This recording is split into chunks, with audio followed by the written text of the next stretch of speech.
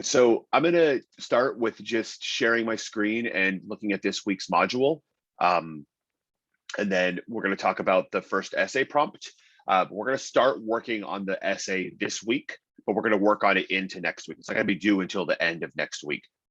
Next week is the Labor Day weekend, right? So we have Monday off. So I won't have my regularly scheduled office hour on Monday, but I will be available to meet with you at a different time during the week if you want to work on your essay or you want to get any feedback or anything like that. So just because I don't have my office hour on Monday doesn't mean that I'm not available. Just shoot me an email, shoot me a text, or let me or Chris know, and then one of us can make ourselves available to meet with you at any time during the week that you would need to meet. So yeah, again, I won't have my regular scheduled office hour on Monday because it's the holiday. I also factored that into the workload of next week, right? That's kind of the hard thing with online classes is when we do have holidays, right? Like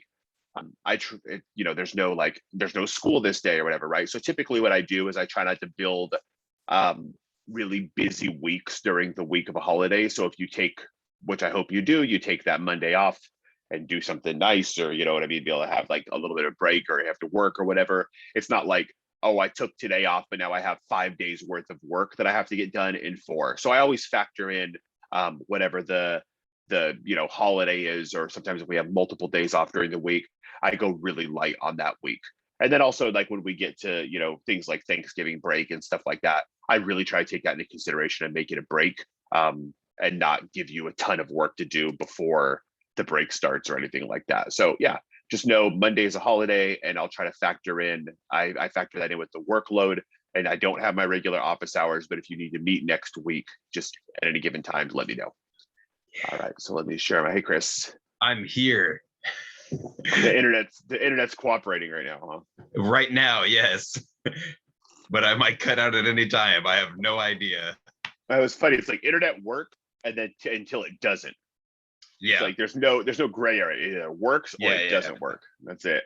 And since last night, it has not been working well. But I'm here. Cool. All right, so let me share my screen really quick. So this is just this week's module, quick little breakdown, right? We're doing a quick little overview, and then there's 3 things. 1, there's the education artifact prompt. 2, there's the brainstorming section. This is going to be a discussion for you to brainstorm with each other to really kind of help you flush out the ideas that you might want to write about for this class or for this essay, right? And then 3 is you're going to post the introduction for your essay to give me a chance to give you some feedback as you're working through the writing process. So let me stop this share and then share the essay prompt so we can look at that together. Okay, so every time that I give you an essay for this class, I'll give you a prompt. So a prompt is just basically the breakdown of what's expected on the essay, right? Breaks down what the requirements of the essay are, what you're going to focus on for the essay, the directions of what you're going to be writing about. And then it'll also break down a little bit of information as to like what I'll be reading for or how I'll be assessing the essay. The other thing that I'm going to do, and I'll go over this next week with you, is I'm going to be showing you my grading prompt, my grading rubric, which is the tool that I use to grade essays, right? So it kind of breaks your essays down into different categories. Here are the different things that I'm looking for. And because I think that's a really important thing for you to know is when you turn in an essay, how are you going to be graded on that? What things am I going to be grading? What things am I going to be looking for? And really for this first essay, with the bulk of your points, and you'll see that when I show you the rubric next week, when we start talking about writing the body of this essay, it's all going to be focused on your ideas, right? Like that I really want to see, how you develop out your ideas and how you interact with this idea of things that motivate you through school.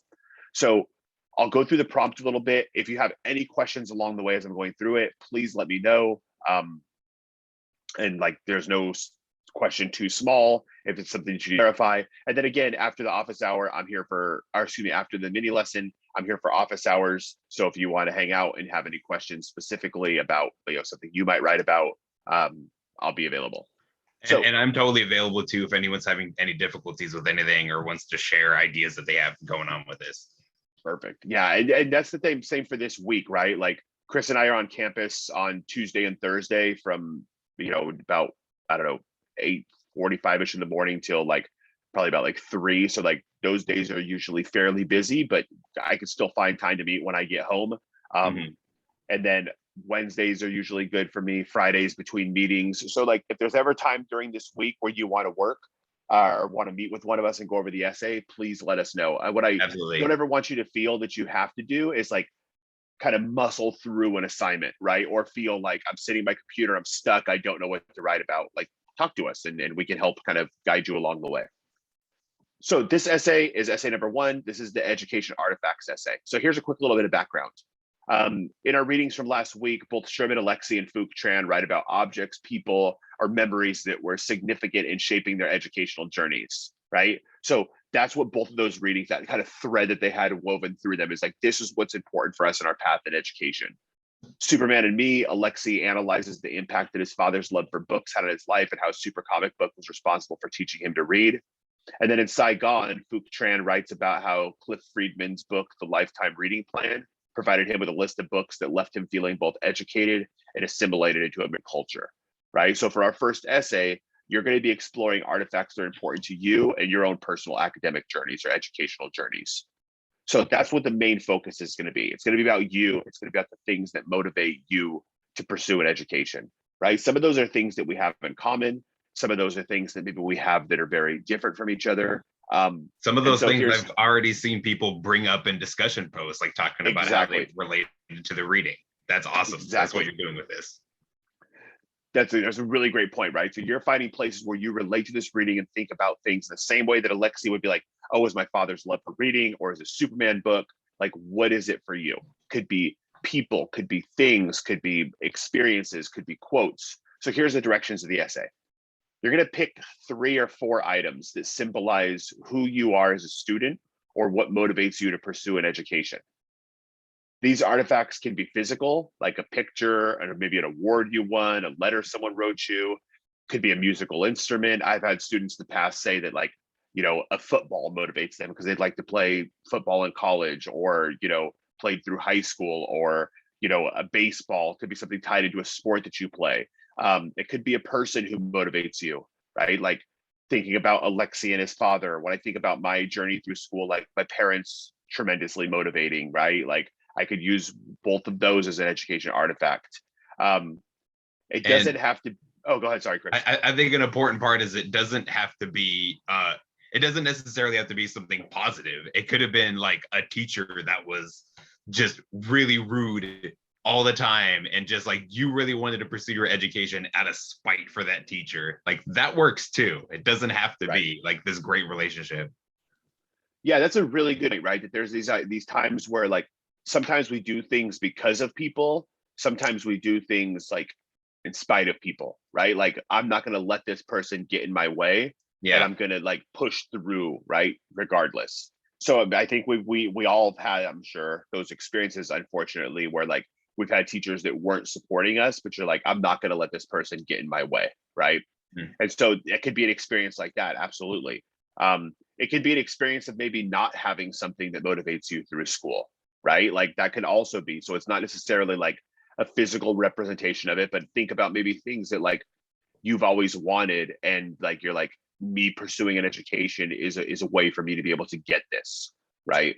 Um, so it doesn't have to be something that's physical. It can also be a memory or maybe a piece of advice that somebody gave you. That could be helpful also, right?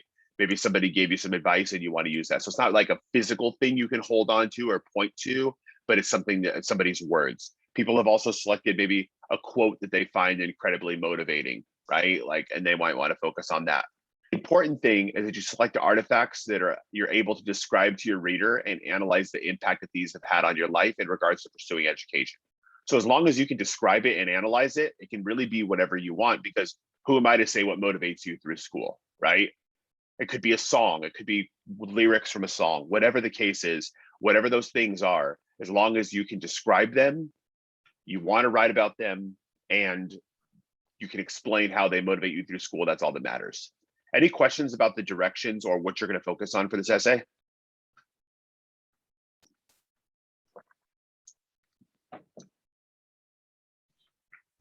don't see any, so I'll continue on. But if you have them along the way, just let me know.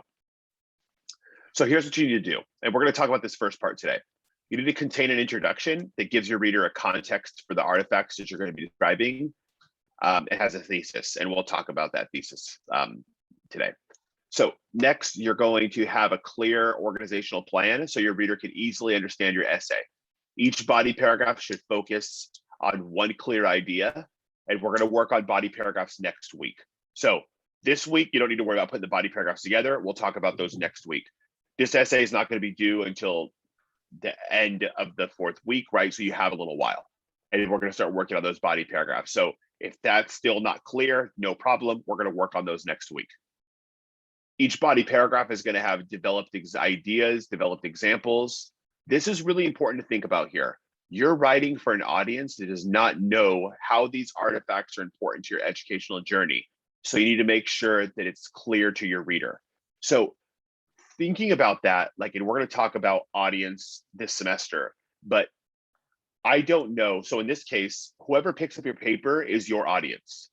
I could be your audience. Chris is your audience. Somebody else in the class is your audience. Could be a family member. Could be whatever the case is, right? Could be your audience. So whoever picks up this paper becomes your audience. I don't know your stories, right?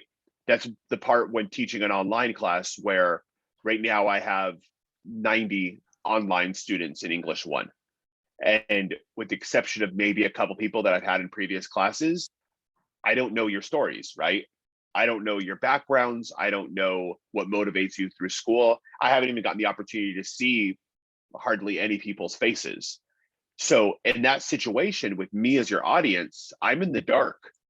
And this is really important to think about, that you can't just gloss over things, right? You can't talk about something and assume that the person that you're talking to already knows what you're talking about.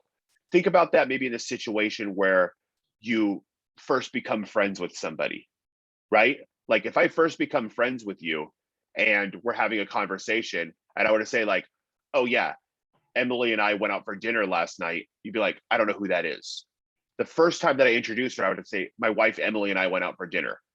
After I know you, like Chris and I know each other, I could say Emily and he knows that I'm referring to my wife because he knows that that's her name and that I've talked about her multiple times.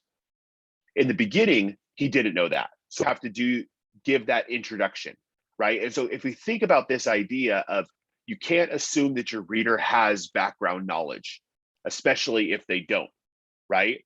Now, when you're writing, that becomes your job to give your reader context, right? Give your reader enough details so that basically the way that I like to think about it is think about the questions that the reader will have, and that will help you develop out your ideas.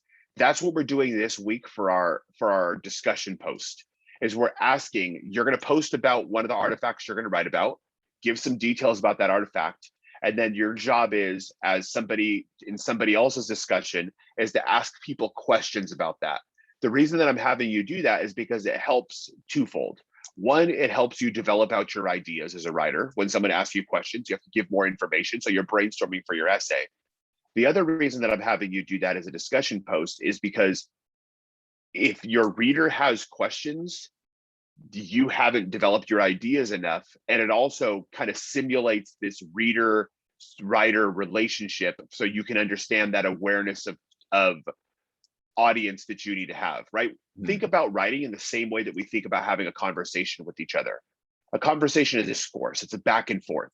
When we're conversing with one another, I can ask follow-up questions, right? Like I went out to dinner with my family last night, and it would be weird if I asked my daughter, hey, what'd you do at school today? And she just started talking for 5 minutes, and then I don't say anything at all to her when she's talking, right? She'd be like, oh, we had a really fun day at school today. Oh, well, what made it fun?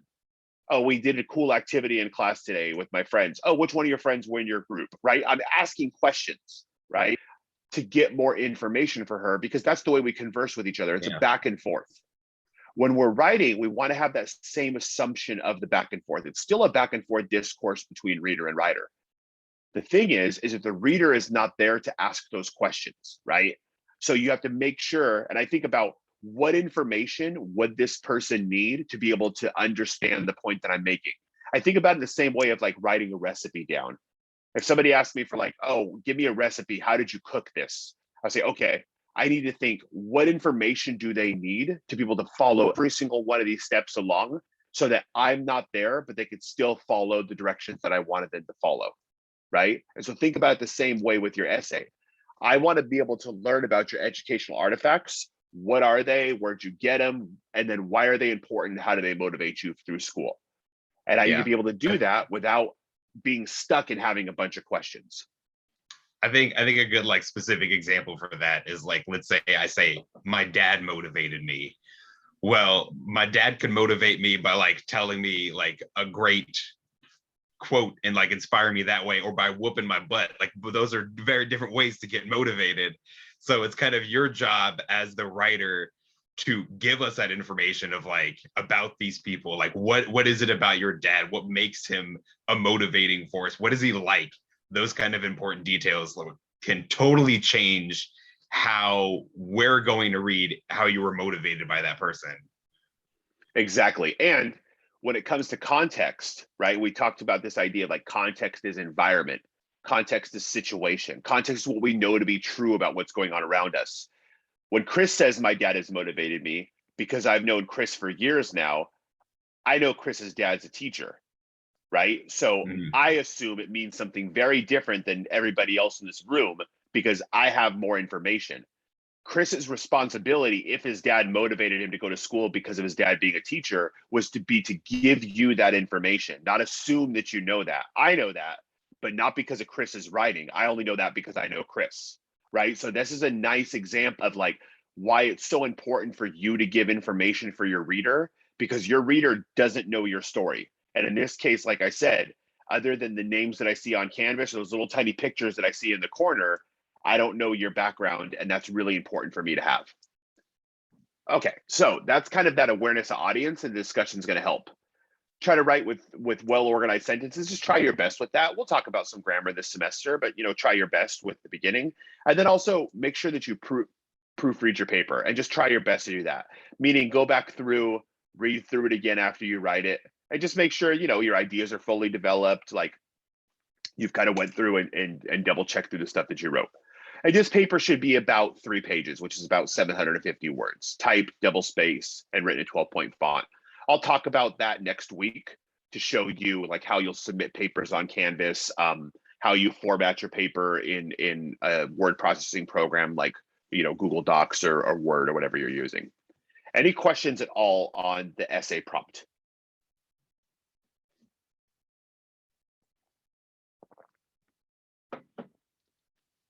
Okay, so let's take a look then at introduction. Let me stop sharing this and I'll start sharing this.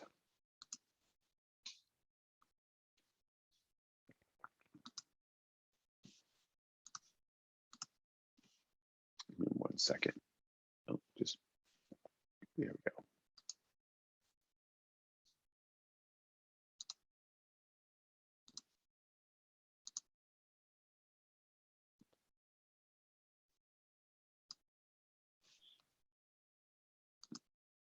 Oh, hang on. Sorry, I clicked the wrong thing.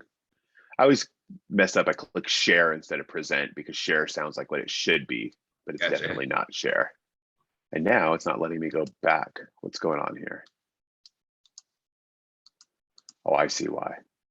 Okay, sorry, I just got to reload. Let me stop share really quick.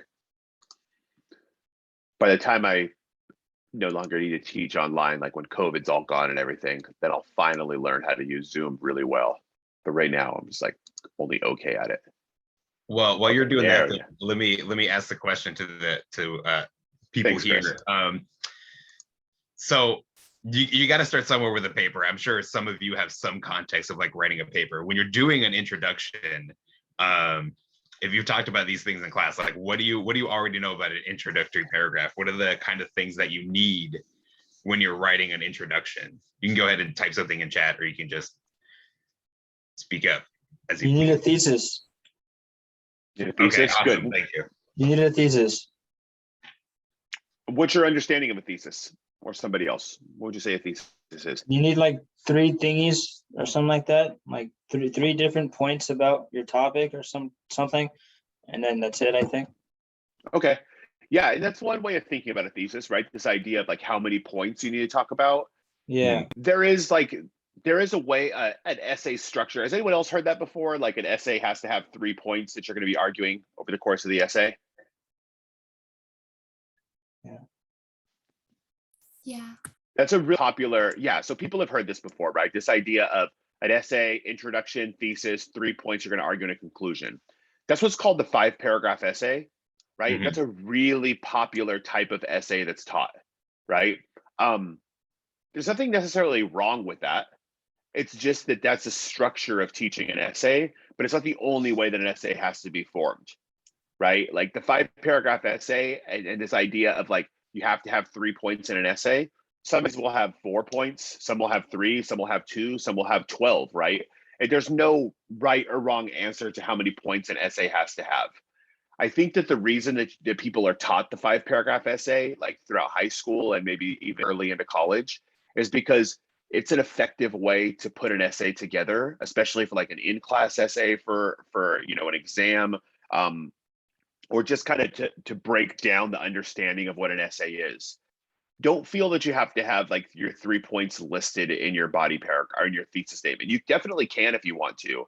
I think about the 5-paragraph essay as thinking about like writing is full of different types of genres, and even essays, there are different genres of essays. There's the 5-paragraph essay, there's comparison contrast essays, there's analytical essays, there's descriptive essays, right? Like there's different styles. And if I were to think about it in the same way, the 5-paragraph essay I think about in the same way that I would think about any other structure of something, right? Like for those of you who are familiar with Marvel movies or superhero movies, we know the structure of those movies because you've seen one, you've kind of seen them all. And if you love Marvel movies, I'm not trying to diss on your favorite kind of movies, but we know what to expect, right? Their structure is very similar to all of those movies, right? A little bit of backstory. The guy you think is kind of good ends up being a little bit of the bad guy. That person now has to figure out how to defeat that bad guy. They call back into their backstory. There's resolution, right? Like they're very, very formulaic. The 5-paragraph essay or writing can be that way also, where there's a formula. Here's a structure to follow. And if you follow this structure, then you're going to be successful, right? You can definitely write like that way for that class, but what I'll show you over the semester is there's different ways of doing that, right? But definitely you can have a thesis statement, you can have those 3 points in your thesis, and then over the course of the semester, I'll show you some additional ways of structuring things. Yeah. Good. What else do we know about an intro? There's a thesis statement.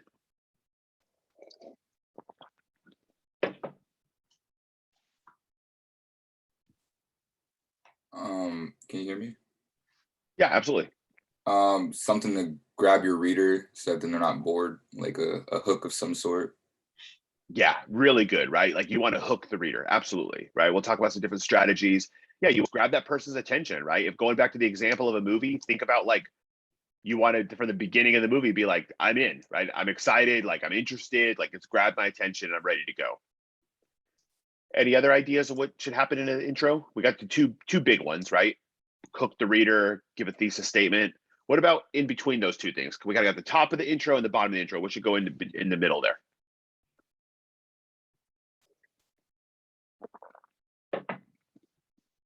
This was a little trickier.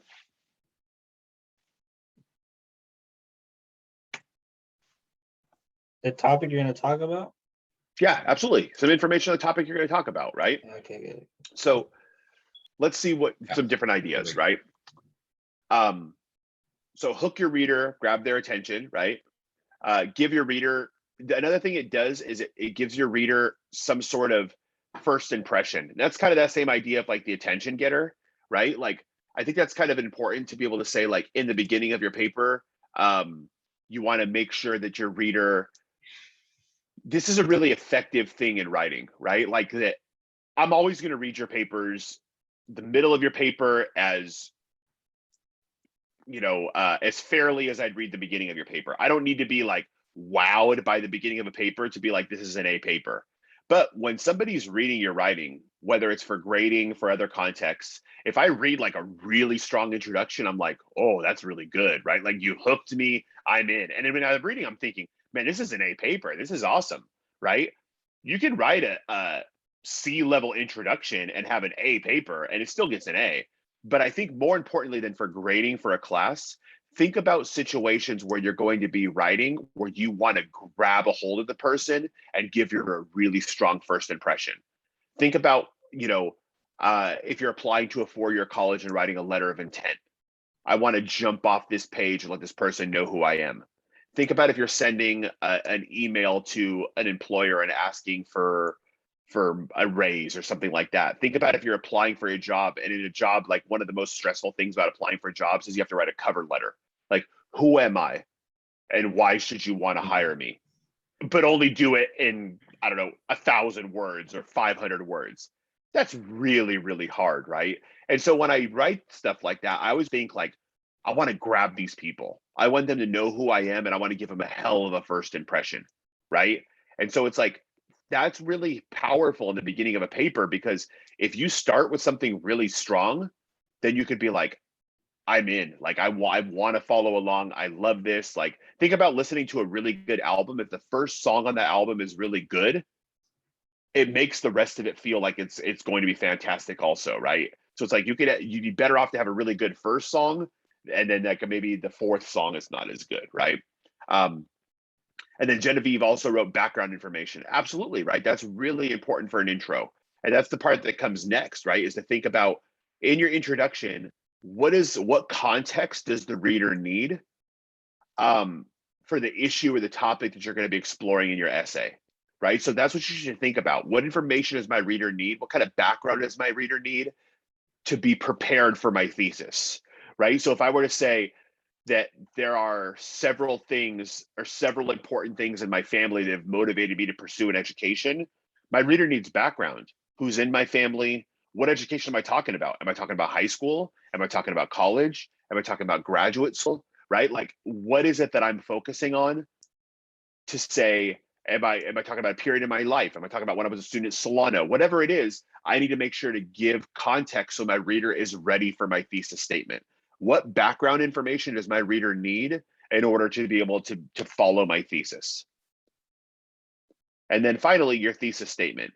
And to think about your thesis statement, think about this as like your central argument. I'll talk about this in some detail. Like, this is the main point you're focused on for your essay. So here's some different ideas for hooks, right? Like, to ways to grab your reader's attention. One thing that you can do to grab your reader's attention is to have some sort of like story or some sort of narrative, a quick story, right? It doesn't have to be very long, especially this paper is only like 750 words, right? So you don't want to have some really long story, but it could be a quick story that's related to your essay. It's a great way to hook your paper. Could be a narrative, could be personal experience, could be like some sort of something from the news, whatever you want it to be, but some sort of story to hook your reader, right? Yeah. Another thing that you can do that's really helpful is ask a question, right? Like, questions are the beginning of our essay are usually rhetorical, right? Meaning they don't need to have an answer, but instead that question is just there to get you thinking, right? So if I were to be like, what's something that's really been a powerful motivating factor for you as you move through academia? It's like, I don't know, but I'm thinking about it now. And they can be like, for me, one of the things is it's like, oh, because that was from general to focusing on you. The idea of starting a story too, like, people like to hear stories, right? Like they capture our attention, right? Like, if I were to just be like, if I call my friends and I'm like, phone, think about that from like a phone call perspective for hooking, right? If I call my friends and I pick up the phone, I'm like, dude, I got a crazy story to tell you. I'm interested, right? If one of my friends calls me and says that, I'm like, I'm in. Tell me what's going on, what happened, right? Instantly, my curiosity is piqued and I'm ready to go. If my friend picks up the phone and I call my friend's house or whatever, and I'm like, I guess I wouldn't call their house, but their phone, right? I don't think I don't have a house phone anymore, and I don't think my friends do. But like, if I did, let's say they do, I'll get a house phone to be old school, right? And I call up my friend's phone in their house, and I'm like, dude, you're never gonna guess what happened. Or, right, it's some sort of big question. It's like, what'd you hear about last night? Whatever the case is, like, if I start with a question, I'm gonna hook that person, right? I'm grabbing their attention, and I think there's going to be some excitement to that phone call. If I call my buddy and I'm like, what are you doing? Nothing. What are you doing? I'm just chilling out, man. What about you? Just like, maybe the conversation is going to be a little bit boring, right? And so the thing is, it's like, think about how effective a story can be, even in conversations we have with each other, to grab people's attention, or how powerful a question can be to grab people's attention. You could use a quote. You might want to use a quote like from one of our readings. It's really effective. It could be a quote, something that you heard somebody say that you think is really powerful. So quotes are really effective ways to hook your reader. Also, maybe depending on the topic, maybe not as much for this essay, but thinking forward for future essays, sometimes statistics can be really shocking, right? That we can really, really hook our readers by providing them with some sort of fact or data or statistic, right? Like that could be a really, really powerful way to hook somebody's attention and maybe shock them a little bit, right? So for example, if I were to be talking to somebody about how important it is that we create structures on campus to promote student success and to help students graduate or to transfer, depending on what their goal is at Solano. For me, if I was starting that argument and I was writing an email or writing an essay to try to persuade people to say, we need to create more programs on campus that help support students either graduate or transfer, whatever their goal is. If I were to start with the data or the fact that on average, it takes a Solano college student 60 months to transfer or earn a degree, that's a shocking statistic to me, right? That it takes about 5 years on average.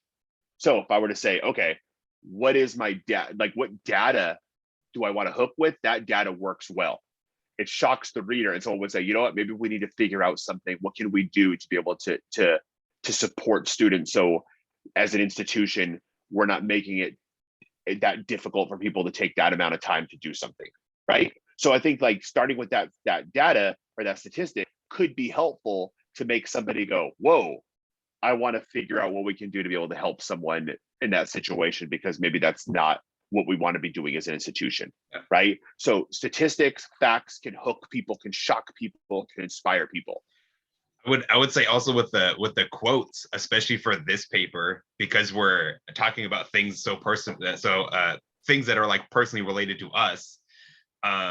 You could choose a quote that may be something like somebody that you're talking about said to you. Like if your dad is one of your motivators and your dad said something like you can be whoever you want, something along those lines, and you start your quote out that way, that can be a good hook that immediately gets us interested and also starts us being introduced to those people that you're going to be talking about. Exactly. Yeah, and that's a really great point, Chris. Like, did you want to find these situations where you can do both at the same time, right? So that quote can do that. Same thing with telling the story, right? Telling a story would introduce like who your dad is. So if Chris is talking about his dad inspiring him about, and he's like, oh, I remember when I was younger watching my dad teach his classes, and about that, it's like, oh, well, that's an effective, right? Now I know Chris's dad's a teacher. I know that he motivated him, right? If I write about my experience and my dad being one of my motivating factors, I could say, when my dad was young, he moved to the United States from Mexico as a migrant farm worker. I remember growing up, watching him come home from work, right? And I'm giving examples. You're like, oh, now I know a little bit of Jose's dad. I know a little about Chris's dad. We're giving you some information and we're hooking you at the same time. So this is building context. The purpose of your introduction is to build context for your reader. Prepare your reader for your thesis statement. There's information your reader needs to fully understand your thesis. For example, you might need to define key terms or concepts. You might need to introduce an issue that a reader maybe is unfamiliar with. So for example, education artifacts. If you say there are certain artifacts that have helped me through school, maybe you want to introduce what those are a little bit in the intro. Maybe you want to introduce the of why you need motivation, right? Maybe your want and need for motivation is different than mine. So for example, if I think about motivation through school, maybe people's motivation is different. Like if I think about like me and my wife, like our situations are very different from each other as far as us in school. Like my wife has always been a fantastic student, right? She's always been super motivated to go to school. She's always gotten good grades, and college was always the thing. Even though she's a first generation college student also, that was always her path. I was very different from that. Didn't graduate high school, right? Like I ended up graduating later. I wasn't always good at school. I didn't really see myself as somebody who was going to go to college, right? So our sources of motivation that we needed were very different. Her sources of motivation was she always took honors classes, took really difficult science classes her first semester at Solano and beyond. And so for her, it was like, I need motivation because this work is really hard. And so she would talk about maybe the things that motivated her when she was studying for a difficult physiology test or anatomy test. For me, I needed motivation to make me come to the college campus because my motivation was working a job that I hated. My motivation was watching my friends get to go to college and me kind of still sitting by idly. So even just the idea of what kind of motivation, she needed motivation to work harder on really difficult classes and assignments. I needed a kick in the ass to wake up in the morning and find something to do with my life. So even that word motivation can be different from person to person, right? And I think that's really what you want to think about, like context for your reader. Don't assume just because I need to be motivated through college, it means the same thing as the person next to me saying they need to be motivated through college. That can mean something very different from one person to another. Oh, I skipped. Okay, why is it always, there we go. Okay, so thesis statement, we talked about that a little bit. So let's look at some definition of what thesis is. Thesis is usually a well-developed sentence, right? Because I notice I'll use the word like usually through here because there's no 100% answer for this is the right way to write a thesis. And we'll look at some different examples over the course of the semester. But thesis is usually one well-developed sentence. Usually it's located at the end of your introduction. It's not the only way to do it, but it's a pretty effective way to write your thesis is to put at the end of your intro. But a thesis is the controlling idea of your essay. The body of your essay is meant to fully develop and support the claim that you're making in your thesis. So your thesis is, this is the idea, this is the argument that I'm making, this is the point that I want the reader to understand. You don't need to go into a ton of detail in your thesis because your essay is going to do that. But this is the governing idea. It's the central point. It's the argument that you're making. And then everything else is going to be supporting your thesis statement, right? So it presents a central point or an argument or a stance that you're taking in your essay. And the reader should be able to agree or argue against your thesis, right? This is going to be especially true in our upcoming essays, that you're taking a stance. So in this case, it could just be something as simple as, you know, my family and the items that are connected to my family were incredibly motivating for me as I moved through college, right? Like, here's my point, here's my central idea, and I'm going to be backing it up with points as I develop out my body paragraph.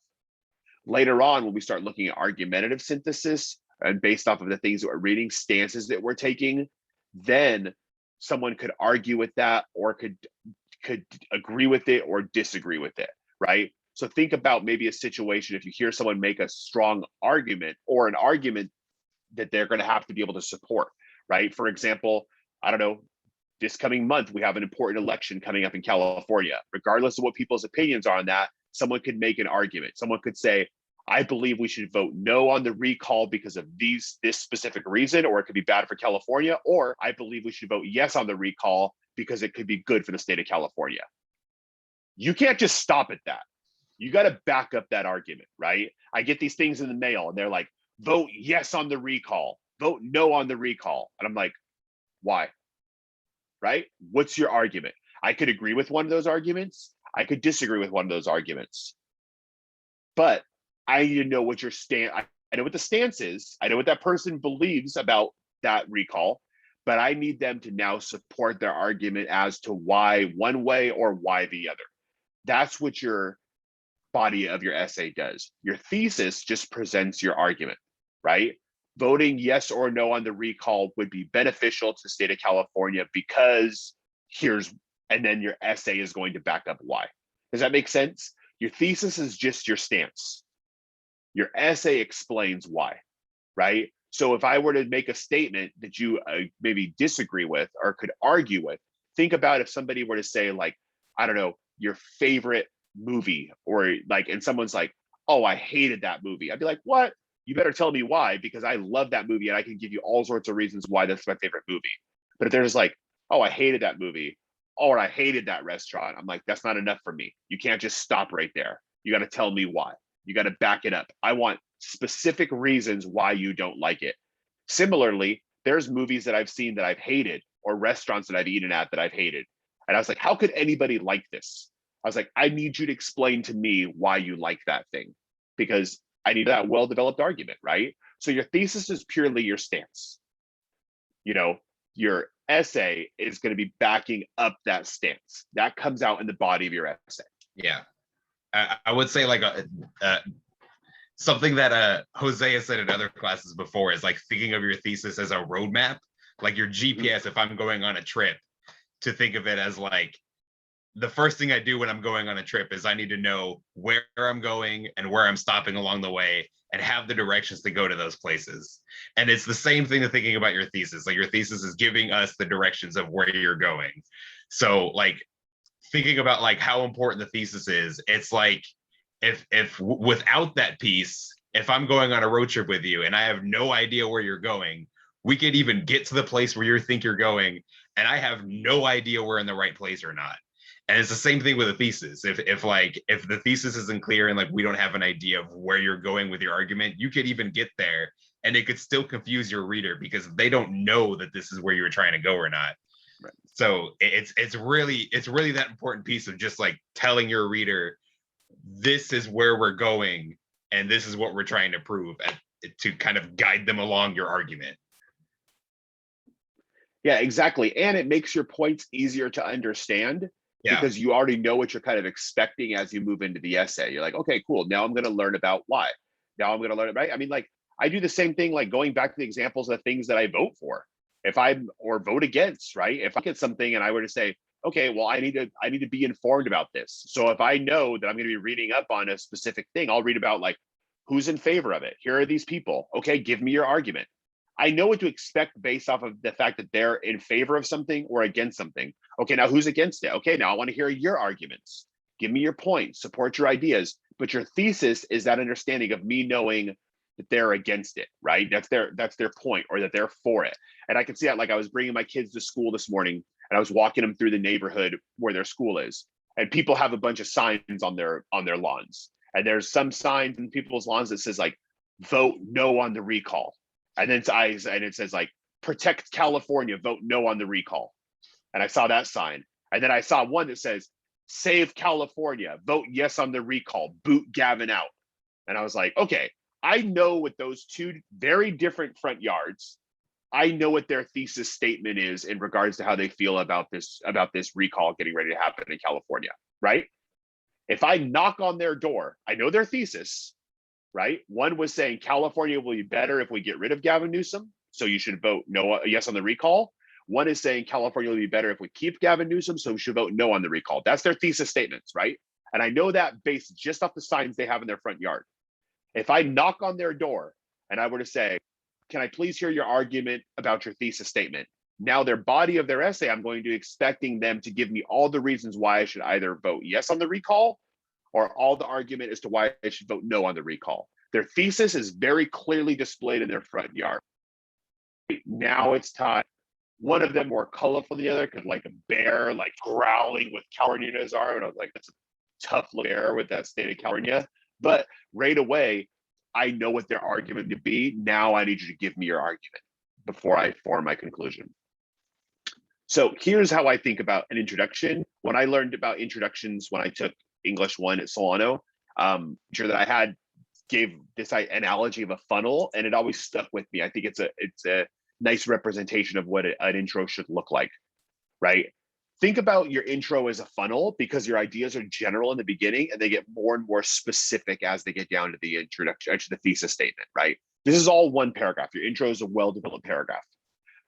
The beginning is general. It's just there to hook your reader's attention, right? Grab the reader's attention, get the reader thinking about the topic, right? Then it gets more and more specific. Your ideas get more and more specific as you build context for your reader. That's the center of the introduction. Start general, get more and more specific, and then the most specific part of your introduction is your thesis statement. Here is my argument. Here's the point that I want my reader to understand. Here's the idea that I'm making. So again, visualize this idea of a funnel. Start with the hook, general idea, build context, get more specific for your reader, give information that they need to prepare for the thesis, and then that well-developed sentence that shows, here's what I'm focusing on for this essay. Any questions at all about putting intro together, starting on this essay, getting going on this essay, anything like that?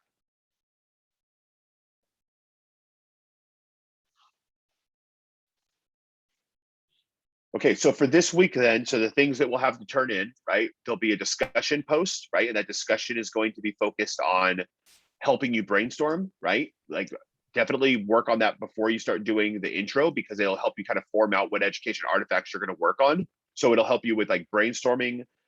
You'll talk about one artifact, then you'll ask each other questions about the artifact that you're presenting on, right? That you're going to be sharing in the discussion post. And then it's writing the intro. And then the intro, you'll just turn in right on Canvas, right? You can attach it to the assignment, or you can just do a text box right there and turn that in. If you have any questions at all as you're working, I'll be here in office hours today, and I'll be available through the week. So will Chris, just let us know, shoot us an email, send us texts, right? Anything like that, and then we can arrange some time to meet as you're working through this. Even if you just want to shoot out some ideas, feel free to reach out.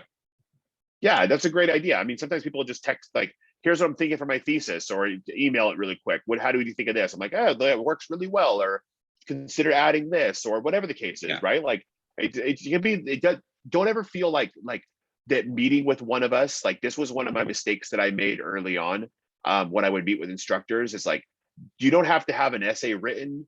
You don't have to have fully formed ideas. I'm not grading your essays. Like when you're like, hey, here's my whole essay, like, don't feel that you have to. I remember like when I was in college, like I would feel like if I don't go to my instructor's office hours with like everything written, then they're going to be like, oh, this person's way behind on this, whatever. Like, even if you just have like one sentence, you're like, this is what I think I have for my thesis, or here's a list of things that I think I'm going to write about for my education artifacts. Fantastic. Like that's any place along the way of the writing process or the reading process, as you have questions, talk to us, because we can help you develop those out. Totally.